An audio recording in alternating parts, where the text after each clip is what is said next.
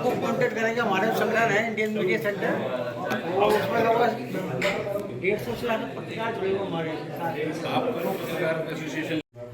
चलो मैं consultant neuro surgeon Indraprastha Apollo hospital में। मैं ज़्यादातर ब्रेन ट्यूमर्स, ब्रेन की सेरेब्रोवास्कुलर डिजीज जिसमें कि स्ट्रोक, ब्रेन एन्यूरिज्म, ब्रेन में फट जाना, हीमरेज होना, वो, और उसके अलावा रेडियो सर्जरी जो हमारी ये मशीन है जिसमें बिना सर्जरी के द्वारा हम ब्रेन ट्यूमर्स का इलाज करते हैं। ये 3 मेरे मेन एरियाज ऑफ इंटरेस्ट हैं। इसके अलावा हम स्पाइन के भी सभी तरह की सर्जरी करते हैं। आज शाम को जो हेल्थ टॉक होने वाली है उसमें हम बैक पेन, नेक पेन जो हमारी, वो भी जैसा सर ने बताया एक लाइफस्टाइल रिलेटेड डिजीज है। आजकल सबको डिस्क, साइटिका, हर्निया, ये डिस्क हर्निएशन ये सब हो रहा है, उसके बारे में। उसके अलावा सभी तरह के ब्रेन ट्यूमर्स, मिनिमल इन्वेजिव, नाक के द्वारा, सिर में छोटे छोटे छेद के द्वारा, उस तरह की सारे सर्जरीज की जाती है अपोलो हॉस्पिटल में। ब्रेन में किए जाने वाले खून की नलियों के बाईपास भी करते हैं हम, जैसे सर ये हार्ट में बताया उसके उसी तरह काफ़ी क्रिटिकल सर्जरीज है जो बहुत ही कम सेंटर्स हैं देश में जिनमें हो रहा है।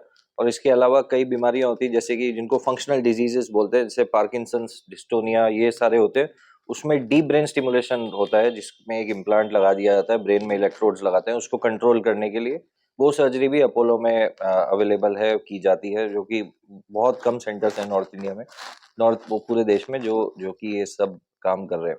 तो हमारा महीने में ऑलमोस्ट 80 से 100 केसेस के बीच में सर्जरी होती है, neuro surgery. One of the largest centre corporate private hospitals में इंडिया में। और सभी तरह के complex cases, complicated cases, even head injuries, road trauma, accident, सब तरह के केसेस हमारे यहाँ पे किए जाते हैं। तो डॉक्टर कहा जाता है साइकिल चलाने से मतलब जो न्यूरो से संबंधित बीमारी होती हैं, मांसपेशियों वो कम होती हैं। नहीं, आप फिट रहोगे तो आपको बाकी सारी बीमारियां कम होंगी। अगर आप इवन साइकिल चलाना नहीं है, साइकिल चलाना जो डिस्क जिसको हो जाती है उन कुछ मरीजों के लिए बोला जाता है कि स्विमिंग करना या घर पे जो साइकिलिंग जो वैसे वाली होती है, ट्रेडमिल होती है, वो सब करना थोड़ा बेहतर होता है उनके लिए जिनको ऑलरेडी डिस्क से संबंधित दिक्कत हो रही है। उनके लिए स्विमिंग बहुत अच्छी एक्सरसाइज एक होती है। साइकिलिंग भी अच्छी होती है क्योंकि थोड़ा आगे झुक के वो करते हैं, तो सीधा जैसे रनिंग करने में उनको कभी कभी दिक्कत होती है उन केसेस के लिए। बट अगर आप रूटीनली साइकिल चला रहे हो, आपको आधे से ज्यादा बीमारियां वैसे ही नहीं होंगी, आप फिट रहोगे, आपकी capacity, muscles, everything would be better. सारी रीजन रहते हैं जैसे बैक बोन के, बैक पेन के, नर्व पेन के। तो सबसे खराब तो उसमें बेसिकली लाइफस्टाइल रिलेटेड डिजीज है। सबसे ज्यादा आपका वजन, अगर आप अपने, आपका वेट ज्यादा है, आप मोटापा है, काम बहुत, आप ज्यादातर समय जो है आप गाड़ी, आप इसमें चेयर पे बैठ के काम कर रहे हो, उसके बाद आप जब घर पे भी जा रहे हो तो आप टीवी देख रहे हो, आप ऐसे बेड पे टेढ़े पोस्चर में, तो आपका वेट, योर पोस्चर, किस तरह आप सारा दिन, आपका लाइफस्टाइल, कैसी आप बैठ के काम करते हैं, क्या आपका ट्रैवलिंग वाला जॉब है, फिर या जैसे कई लोग जो मैकेनिकल लेबर्स होते हैं जिनको वजन ज़्यादा उठाना होता है काम के दौरान, उन लोगों में बैक पेन की दिक्कत हो सकती है। या फिर कई बार जैसे कि उसमें लाइफ वर्क रिलेटेड में कई बार डॉक्टर्स, डेंटिस्ट, इन लोगों को भी होता है, जैसे ऑपरेशन करते हैं, सर करते हैं, लंबी लंबी सर्जरी, आप एक खराब पोस्चर में लगे हुए, इनको भी हो सकता है। और उसके अलावा अगर आप फिट नहीं रहते हैं, आप मतलब थोड़ी बहुत बेसिक एक्सरसाइज नहीं करते अपनी कोर स्ट्रेंथनिंग के लिए, गर्दन और कमर की मसल्स के लिए, उन केसेस में ये सब दर्द और वो दिक्कतें मैट्रिक्स होती भी हैं। रीजन होता है, जैसे मैट्रिक्स होता है जो गद्दे वगैरह उसका भी बिल वो रीजन नहीं होता, वो जब आपको दिक्कत आनी शुरू हो जाती है उसके बाद कंफर्ट देने का रीजन होता है। तो वो आपका कहते हैं कि गद्दा अच्छा गद्दा नहीं होना लगाना चाहिए चाहिए। हमेशा, उसमें कोई वो नहीं है। ऐसा कोई वो नहीं, लोग बोलते हैं कि हार्ड उस पे सो, जमीन पे सो, फ्लैट उस पे सो, हाँ, जैसे लोग कह तो जाते वो हैं कि वो सभी आम जगह। नॉर्मल आदमी के लिए ठीक है, बस जिसको दिक्कत होनी शुरू हो जाए उसके लिए मैट्रेस फर्क करती है, अदरवाइज ऐसा कुछ नहीं। तकिया आपके कंफर्ट के लिए होता है, उसका साइज और शेप और वो सब जो आपको सूट करती है वो आपके लिए होता है। वो कोई स्टैंडर्ड, कोई प्रोटोकॉल नहीं है कि इस गर्दन की बीमारी है तो उसको बड़ा तकिया चाहिए, छोटा चाहिए। सॉफ्ट होना चाहिए, कंप्रेसिबल होना चाहिए, आपको कंफर्ट डिस्कम्फर्ट नहीं होना चाहिए।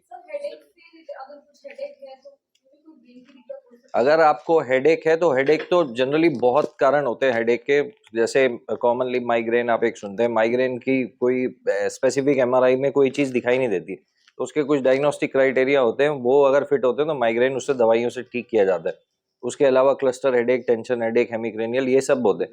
लेकिन इन सब में रेड फ्लैग साइंस होते हैं जिससे पता चलता है कि ब्रेन में कुछ दिक्कत तो नहीं है। तो सबसे बड़ी चीज़ आपका हेडेक या तो सुबह उठते ही हुआ हो रहा है, प्रोग्रेसिवली बढ़ रहा है, दवाई खाने से भी ठीक नहीं हो रहा है, पूरे सिर में हो रहा है, उसके बाद आंखों में धुंधलापन अगर होने लगे सिर दर्द के साथ, और आपको उल्टियां हो, चक्कर आए या बेहोश होने लगे या दौरा पड़े, ये सारी चीजें बताती है कि ब्रेन में कुछ प्रॉब्लम है। तो ब्रेन में या तो ट्यूमर है या एन्यूरिज्म है या कोई खून की नलियों के मालफॉर्मेशन है वो उससे पता चलता है। अदरवाइज नॉर्मल हेडेक, अगर आपको उल्टी नहीं आ रही है, आंखों में धुंधलापन नहीं हो रहा है या बढ़ नहीं रहा है, दवाई थोड़ी बहुत खाने से ठीक हो जाता है, तो उसमें ज्यादा घबराने की चीज नहीं है। तनाव किस तरह देखते हो आप? तनाव ज्यादा है बॉडी के अंदर से माइंड का तनाव बहुत, देखो उसमें दो कारण होते हैं, एक होता है मानसिक तनाव, एक होता है न्यूरो वाला तनाव, जो हम लोग देख रहे हैं। तो मानसिक तनाव, स्ट्रेस, डिप्रेशन, एंजाइटी, ये सारी बीमारियां जो, वो तो मनोरोग स्पेशली जो साइकेट्रिस्ट वो देखते हैं। जो अगर ये वाला तनाव है जिसमें कि आपके ब्रेन में प्रेशर बढ़ रहा है, तो वो सारी चीजें हम देखते हैं, उसमें एमआरआई कराते हैं, उसमें कुछ एबनॉर्मेलिटी होती है, उसको ट्रीट किया जा सकता है। आप लोग कुछ बताएंगे? मेरा नाम डॉक्टर मुकेश गोयल है। मैं अपोलो में सीनियर कंसल्टेंट हूँ, cardiothoracic surgery department and heart and lung transplant. मेरे कोलीग हैं डॉक्टर गौरव त्यागी, ये सीनियर कंसल्टेंट हैं न्यूरो सर्जरी डिपार्टमेंट। तो सबसे पहले थोड़ी सी क्षमा चाहेंगे कि ट्रैफिक थोड़ा सा वजह से हम थोड़ा डिले हुए, और बाकी आप सब लोगों को बहुत बहुत शुभकामनाएं। दिल्ली की सरकार बदली है, एक नई सरकार आ रही है, तो होपफुली देखता है कि दिल्ली में कुछ बदलाव आएगा नहीं आएगा।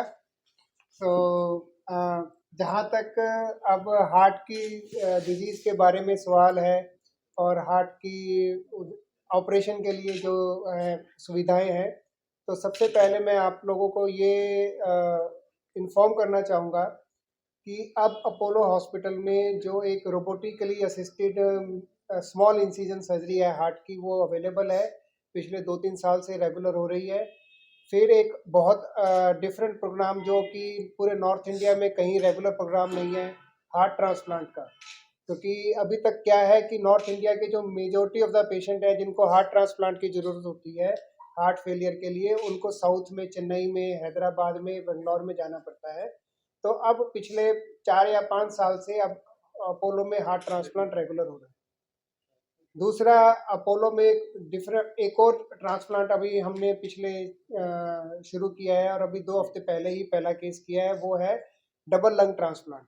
तो अब अपोलो में लंग ट्रांसप्लांट भी अवेलेबल है। इसके अलावा हार्ट की और भी एडवांस जो ऑपरेशन की सुविधाएं हैं, जैसे कि आर्टिफिशियल हार्ट और लेफ्ट वेंट्रिकुलर असिस्ट डिवाइस, वो भी अब रेगुलर अपोलो में ऑपरेशन हो रहा है। तो ये कुछ नई डेवलपमेंट है जो कि हार्ट सर्जरी के फील्ड में अपोलो में ये सुविधाएं अभी पिछले 2-3 सालों में उपलब्ध हैं और रेगुलर तरीके से लोग इनका लाभ उठा रहे हैं। इसके अलावा जो आज एक मेन पर्पज़ है हमारा करनाल में आने का, वो है कि ये लोगों को जागरूक करना, क्योंकि हार्ट डिजीज़ है, ये बहुत तेज़ी से इंडिया में बढ़ती जा रही है। अभी तक जो हमारा कंसेप्ट था पब्लिक हेल्थ का, वो था कि पब्लिक हेल्थ होती है कि मलेरिया, ट्यूबरकुलोसिस, डायरिया, बच्चों की तकलीफ़ें, उनके ऊपर ध्यान रहता है कि ये पब्लिक हेल्थ का विषय है। लेकिन अब पिछले 10-15 साल में जो पब्लिक हेल्थ है उस पे से ध्यान हटा है, क्योंकि जैसे जैसे हमारे इंडिया में प्रॉस्पेरिटी बढ़ी है, रहन सहन बढ़ा है, लाइफस्टाइल चेंज हुआ है, तो जो एक नेचुरली गरीबी तबके की बीमारियां थी कि टीबी हो गई, लूज मोशन, डायरिया हो गई, डेथ हो गई, निमोनिया हो गया, वो सब है ना, मलेरिया बहुत ज़्यादा होता था, वो अब बहुत कम हो गया है। और जो ये लाइफस्टाइल रिलेटेड डिजीज़ हैं, खान पान की वजह से डिजीज़ हैं, डायबिटीज़ है, हाई ब्लड प्रेशर है, ओबेसिटी है, मोटापा है, और इन सब का जो, इन सब की वजह से जो हार्ट की बढ़ती हुई बीमारियां हैं, हार्ट की आर्टरी में ब्लॉकेज होने की वजह से heart angina, heart attack, cardiac arrest, heart failure, वो बढ़ती जा रही है।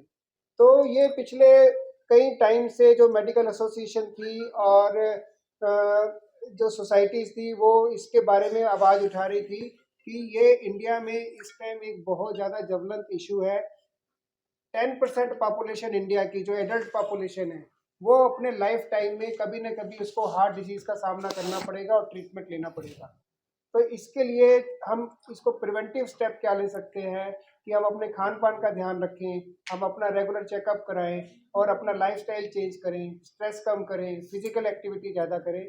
तो इसके बारे में भी हम यहाँ पे भी चर्चा कर रहे हैं, और इसके बारे में हम शाम को एक जो सोसाइटी है भारत विकास परिषद, उसके साथ भी हम वहाँ पे जो मुख्यगण हैं, पब्लिक है, उसके इस बारे में, प्रिवेंटिव हेल्थ के बारे में चर्चा करें।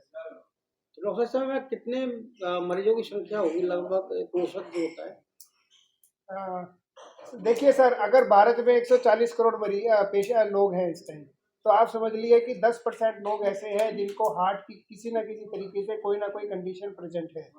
डायबिटीज़ है, हाइपरटेंशन है, हार्ट में ब्लॉकेज है, या तो वो दवाई खा रहे हैं या उनको जरूरत पड़ेगी। ये इतनी बड़ी संख्या है।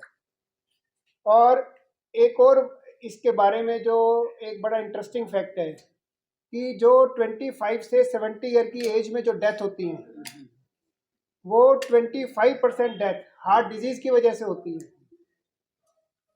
आप समझिए कि जो एक आदमी की वर्किंग पॉपुलेशन, जब वो जिस उम्र में आदमी के ऊपर अपने पूरे परिवार का, पूरी सोसाइटी का दारोमदार रहता है, बच्चों का, पेरेंट्स का, कमाने का, उसमें जो 25% डेथ है उस एज ग्रुप में, वो हार्ट डिजीज की वजह से है अकेले।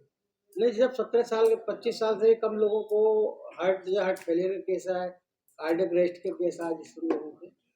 देखिए, जो इस तरह के जो एक्सेप्शनल केसेस होते हैं, वो जनरली जो हम ट्रेडिशनल हार्ट डिजीज की बात करते हैं कि हार्ट की आर्टरी में ब्लॉकेज हो गई, कोलेस्ट्रॉल जम गया, कैल्शियम जम गया, वो जनरली इस वजह से नहीं होते। उनमें कोई डिफरेंट डिजीज होती है, या तो हार्ट की मसल वीक होती है जिसको हम कार्डियोमायोपैथी बोलते हैं, या फिर उनमें कोई ऐसी कंजेनिटल हार्ट डिजीज होता है, हार्ट डिफेक्ट होता है जो कि डायग्नोज नहीं रह पाया और उसकी वजह से सडन उनको डेथ होती है। क्या कोज है इसके, क्या प्रिवेंटिव स्टेप उठाए जाए इसको बचने के लिए, क्या कोज रह रहे हैं आजकल जो कोज है, cause of the heart disease? तो जी, सबसे ज़्यादा तो अगर जितना यंग पर्सन है और जिसमें हार्ट डिजीज है, सबसे बड़ा कारण है smoking and lack of exercise. तो अगर आप कहें कि कोई एक 30 साल के आदमी को हार्ट अटैक आ गया या हार्ट की डिजीज हो गई, तो उसका मतलब स्मोकर है मोस्टली और सीडेंट्री लाइफस्टाइल है। तो ये सबसे बड़ा कारण है यंग एज में। उसके बाद जो मिडल एज में जो सबसे ज़्यादा हार्ट डिजीज की इंसिडेंस है, वो अगेन यही है, लैक ऑफ फिजिकल एक्सरसाइज, खाने पीने का ध्यान नहीं रखना, high fat high cholesterol diet खाते रहना, और डायबिटीज़ है ऐसे पेशेंट्स को, या हाई ब्लड प्रेशर है। तो ये सारे जो फैक्टर्स हैं वो मिडल एज में हार्ट डिजीज को कॉज करते हैं। खून गाढ़ा का भी इसमें कुछ है, जैसे खून गाढ़ा हो जाना है इस तरह की। देखिए, ऐसी कोई बीमारी नहीं है जिसमें नेचुरली हम कहें कि जी खून गाढ़ा होता है।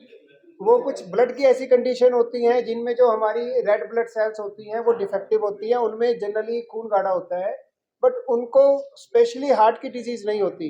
उनके सभी ऑर्गन्स में वो डिजीज अफेक्ट करती है और वो स्पेशली हार्ट के पेशेंट नहीं होते। तो डॉक्टर साहब, क्या प्रिवेंटिव स्टेप उठाएं जिससे कि इस तरह की डिसीज नहीं हो? जी, सबसे पहले तो क्या है, अपना खान पान का ध्यान रखें। खान पान का ध्यान का सबसे पहले चीज़ ये है कि आप ये सोचें कि जी 50 साल पहले जब हम गाँवों में रहते थे तब क्या खाते थे। सिंपल खाना बेस्ट खाना है ना। डॉक्टर साहब, एक ये जानना चाहूँगा कि जैसे कोरोना से पहले हार्ट के जो केसेस थे वो मतलब कम थे, अब जो वैक्सीन लगी है, वैक्सीन के बाद जो हार्ट के केसेस हैं वो बढ़ रहे हैं, क्या वैक्सीन में कुछ कमी थी, कहीं आरोग्य लगे की बात? देखिए जी, जो एक्चुअली क्या हुआ, कोरोना के टाइम में बहुत सारी जो डेथ हुई, उनमें कोई ना कोई अंडरलाइन जो कंडीशन थी वो हार्ट के पेशेंट थे। Diabetes, hypertension, heart disease, basically यही बात हो रही थी कि इन्हीं लोगों में ज़्यादा रिस्क है कोरोना के वजह से और डेथ होने का। तो बहुत सारे जो केस उस टाइम लग रहा था कि जी कम हो रहे हैं, वो उस टाइम ये था कि वो लोगों को कोरोना हो रहा था क्योंकि ज़्यादा होती, और डेथ भी उसी तबके में ज़्यादा हो रही थी। अब भी रेशियो जो हार्ट के रेशियो जो है ज़्यादा बढ़ रहे हैं। वो सेम है जो कोरोना से पहले था और जो अब है। वैक्सीन में मतलब वैक्सीन का बेसिकली हार्ट के केसेस बढ़ गए हो या कुछ और हो गया हो, उससे ना तो कोरोना का डायरेक्ट रिलेशन है और ना ही कोई वैक्सीन का डायरेक्ट रिलेशन। वो सेम है, नंबर सेम है, पहले भी ऐसे ही पेशेंट थे, अभी भी उतने ही पेशेंट। जैसे आजकल वेंट्रिकल फेलियर के बड़े केस आ रहे हैं, लेफ्ट वेंट्रिकल फेलियर के, मतलब 50 साल से ऊपर या 30 साल से ऊपर भी केस आ रहे हैं, लेफ्ट वेंट्रिकल उनका फेलियर हो जाता है। पहले तो आरिकल्स फेलियर के केस आते थे ज्यादातर में, अब ये नया चीज आ गई इसमें। देखिए जी, जब हम कहते हैं हार्ट फेलियर तो वो बेसिकली वेंट्रिकुलर फेलियर ही होता है, क्योंकि जो ऑरिकल होता है वो हार्ट का अपर चैम्बर होता है, वो केवल हार्ट के लोअर चैम्बर में ब्लड भेजता है। तो वो उसमें कोई ऐसा कोई फेलियर होने की कोई कंडीशन का कोई है ना जरूर ज़्यादा इम्पोर्टेंस नहीं है। तो जब वेंट्रिकल, लेफ्ट वेंट्रिकल, क्योंकि जो लेफ्ट वेंट्रिकल है वही मेन वेंट्रिकल है जो हमारी पूरी बॉडी में सप्लाई करता है। तो जब हम हार्ट फेलियर की बात करते हैं तो वो समझो कि हम जी लेफ्ट वेंट्रिकुलर फेलियर की ही बात कर रहे हैं। तो ऐसे में दो ही जो मैंने शुरू में मेंशन किया कि दो तरीके हैं, या तो हार्ट ट्रांसप्लांट किया जाए, और अगर पेशेंट को हार्ट ट्रांसप्लांट के अगर वो फिट नहीं है, क्योंकि बहुत सारी कंडीशन है कि जिसमें हार्ट ट्रांसप्लांट हम करने से बचना चाहेंगे, तो उनको फिर एक आर्टिफिशियल मशीन आती है जो आर्टिफिशियल हार्ट का काम करती है, जिसको कि एलवैड बोलते हैं, लेफ्ट वेंट्रिकुलर असिस्ट डिवाइस, तो वो इम्प्लांट किया जाता है। और अपोलो में, नॉर्थ इंडिया में अपोलो एक ऐसा सेंटर है जिसमें ये दोनों चीज़ें रेगुलरली अवेलेबल है। डॉक्टर साहब इसमें क्या कितनी सच्चाई है कि सब्जी छौंक कर ना खाए, पानी में सब्जी छौंक? देखिए जी, हल्का सा हल्के ऑयल में छोंकने से कोई नुकसान नहीं होता। घी ज्यादा तेल? नहीं जी, बिल्कुल ये नॉर्मल क्वांटिटी में। मैंने क्या कहा, मैंने कहा कि आप ये सोचिए कि जी 50 साल पहले हम अपने गांव में कैसे खाना खाते थे। सिंपल खाना खाते थे, नॉर्मल खाना खाते थे, उसमें हम घी भी यूज़ करते थे, देसी घी भी यूज़ करते थे, गुड़ भी यूज़ करते थे, और शक्कर भी यूज़ करते थे, चपाती भी खाते थे। और वही बात है, उस टाइम हम यहाँ पे हरियाणा में तो बाजरे की रोटी चलती थी, हमने बाजरा छोड़ के गेहूँ ले लिया, है ना, और मोटा चावल। तो ये सब जो सिंपल खाना है, और फिर दिन में कम से कम 2 या 3 फ्रूट खाने चाहिए, और 2 या 3 कटोरी सब्जी खानी चाहिए। जो सब्जी ऐसा है कि वो कहते हैं कढ़ाई पनीर या शाही पनीर टाइप ना बनाओ, बट नॉर्मल क्वांटिटी के घी में और नॉर्मल क्वांटिटी के मसालों में या ऑयल में कोई प्रॉब्लम नहीं। जंक फूड ज्यादा जाने लगा। टेस्ट भी तो होना चाहिए। अगर सब्जी का टेस्ट ही नहीं आएगा तो दिमाग खराब होता रहेगा, फिर बाजार में जाके छुप के समोसा खा लोगे। नहीं, मेरा मानना है कि जो जंक फूड जो आजकल चल रहा है, जंक फूड जिस तरह से, वो भी नुकसान दे रहा है। देखिए जी, टेस्ट को तो कोई नहीं हरा सकता, टेस्ट तो सबको चाहिए। तो ऐसा नहीं है कि जी आपने हफ्ते 10 दिन में है ना मन किया खा लिया। प्रॉब्लम तब आती है कि ब्रेकफास्ट में भी खा रहे हैं, लंच में भी खा रहे हैं, ऑफिस में भी खा रहे हैं, रात को डिनर में भी खा रहे हैं, वो प्रॉब्लम है। ऐसे हफ्ता 10 दिन में कभी टेस्ट चेंज करना है, कभी मन करता है, उसमें कोई प्रॉब्लम नहीं। लिखकर भी कारण है। जो कनक को रोक रहे हैं, सारे डाइटिशियन है जो वीट को कह रहे हैं वीट नहीं खानी थी, उसका क्या कारण? देखिए जी, वीट में ग्लूटेन होता है। तो वो तो पहले भी था डॉक्टर। हाँ जी, पहले भी है, और ग्लूटेन कोई ऐसी खराब चीज नहीं है। ये है कि ग्लूटेन है जो कई लोगों में इसकी टॉलरेंस नहीं होती है। अब वो या तो है तो उनको कुछ ना कुछ सिम्टम्स होते हैं, गेहूं उनको पचता नहीं है, तो वो अवॉइड करें। बाकी ऐसा कुछ एविडेंस नहीं है कि गेहूं को आपने हटा दिया तो आपको हार्ट हेल्दी हो जाएगा, आपको कभी कुछ नहीं। क्योंकि आजकल यही है ना, चल रहा है गेहूं को छोड़ दो, बाकी दूसरे खाओ। नहीं, मोटे अनाज खाने चाहिए, अच्छे रहना चाहिए, लेकिन ऐसा कोई भी अनाज नहीं है जिसको बिल्कुल छोड़ना है, और कोई ऐसा अनाज नहीं है जो बिल्कुल रामबाण है।